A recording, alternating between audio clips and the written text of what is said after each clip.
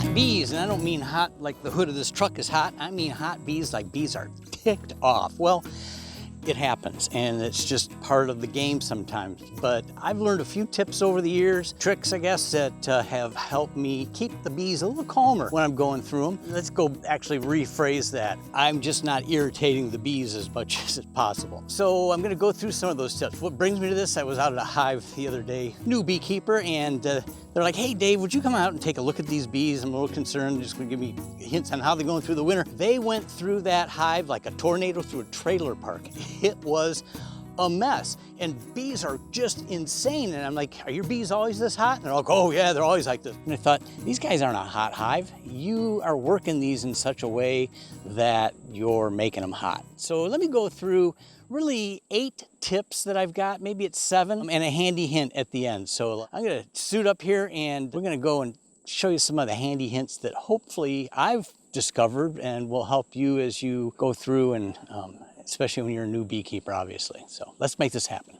So tip number 1, get yourself a beautiful sunny day. Now, it's not always possible, I realize that, but one thing you don't want to do is you don't want to be getting into your hives on days that it is cloudy or windy, cloudy, rainy. Sometimes it's unpreventable, and I realize that, but it's a recipe for irritating bees. So look for a day that has a little sunshine to it, okay? Not rainy, cloudy's hard, because number 2, and this relates to number 1, is come out during the day when the bees are most active, when you've got lots of bees coming and going, doing their thing, because what that means is about half the bees in the hive, which are foraging bees, are out collecting nectar, and you've got fewer bees in the hive. So number 2, important, don't come out first thing in the morning or late in the afternoon or at night or dusk or whatever, because all the bees are going to be in the hive and they're going to be more irritable. So that's number 2. Number 3, use smoke sparingly. It doesn't need a lot. What smoke does is, yeah, there's the whole theory that it's like, oh yeah, there's a forest fire coming.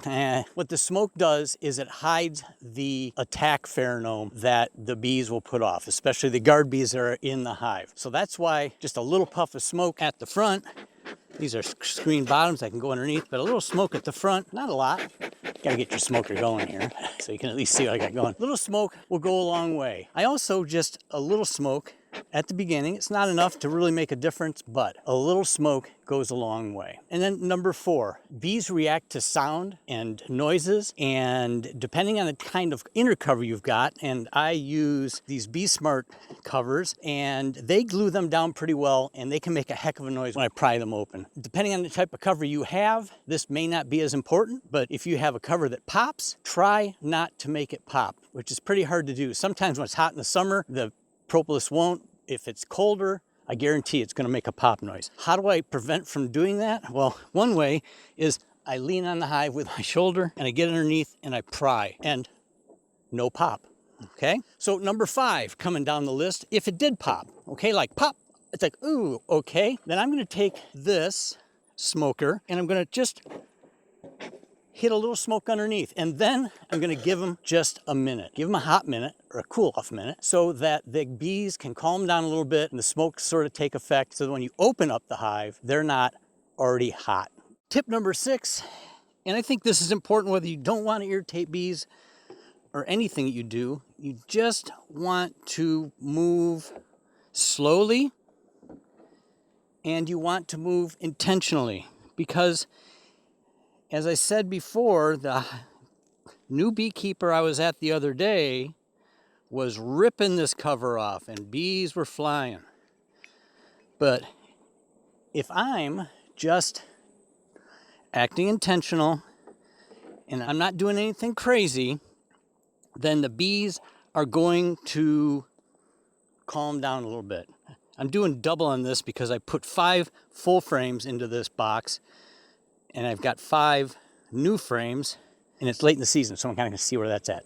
Different topic. I am going to take a little bit of smoke, and yes, this will have somewhat of a calming effect, but what it also does is it starts to get bees off of frames, so that if I need to work a frame, I've got the ability to do that. So I am going to hit just a bit of smoke.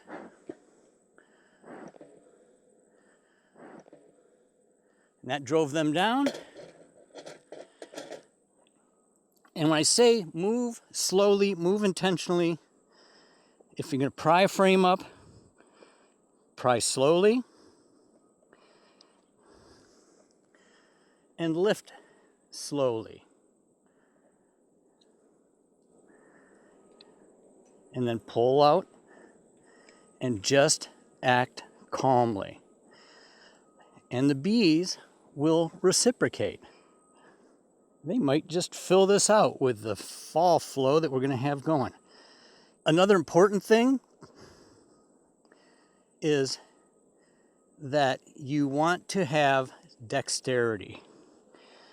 And I have dexterity because I really, for all intents and purposes, I'm not wearing gloves. I'm going to put this cover back on temporarily, but I am wearing these, I think they're 13 mil exam gloves. No, they don't protect against stings, but what they do is that they give me the dexterity to use and to grab things, to feel things. I can feel bees underneath these. With big, heavy work glove, bee gloves, you can't feel that. And they never fit tightly enough to really give me the dexterity. So that's why I use these gloves. Why not go barehanded? Look at them. See, they're full of gunk. That would be all over my hands, and I don't want them on Sparky. So that's why I wear these gloves. Plus, if I've got a hive that I'm concerned about, or any hive for that matter, when I go from one hive to the next, and especially one bee yard to the next, then I can change gloves and I've got clean hands and I'm not transmitting any diseases. So that's why gloves are important. So that is tip number 6, 7? I don't know. I'm keeping track. I hope somebody's keeping track. So tip number 7 was don't be clumsy. And also tip 7A is that it's very possible, and I'm not going to demonstrate this because I'm just not going to demonstrate it. It's not unusual to accidentally kill a bee when you are working a hive. When you kill a bee, it sends off a pheromone, which is actually, I got to read this. So it sends off a pheromone, isopropyl acetate. I think I'm pronouncing that correctly. And yeah, I looked that up. I don't have that in my head, but it sends off that pheromone. That's what people will say. It's like, oh, I smell like dead, rotting bananas. That's that smell. And that is the smell that will send all the rest of the bees into panic because somebody got killed or more than one got killed, and they need to find out what it is that's doing that. So if I see a bee in the hive that I've killed, then I, as quickly as I can, but not drastic, I will take the bee and fling it away from the hive. It just moves that pheromone out and keeps the bees hopefully quiet. Hopefully the bees are always like this for you. And then what's the last tip? Well, if things get out of control, this isn't even a tip. This is just sage advice from your buddy Dave. If you've done everything you can and the bees are still out of control, close them up and walk away, because angry bees, once they're out of control, are not going to calm down. So you just let them do their thing. Okay. So those are my tips. That's what I do. If you do other things, put it down in the comments. I'd love to hear what people are doing to keep their bees calm. I know that you can replace queens, be careful about clothing. There's all sorts of things to do. So if you've got those tips, put them down in the comments. Let's see what everybody has to say about it. As always, I say thanks for watching. I really appreciate it. Nice to be liked. Hit that subscribe button and we'll see you next time. Take care.